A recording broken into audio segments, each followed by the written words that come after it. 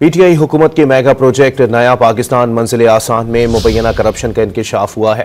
Punjab assembly की public accounts committee ने corruption scandal की तहकीकात का आगाज कर दिया। मजीद जानते हैं डॉन न्यूज़ के नुमाइंदे अदनान शेख से। अदनान, इंकशाफात के हवाले से आगाह कीजिएगा।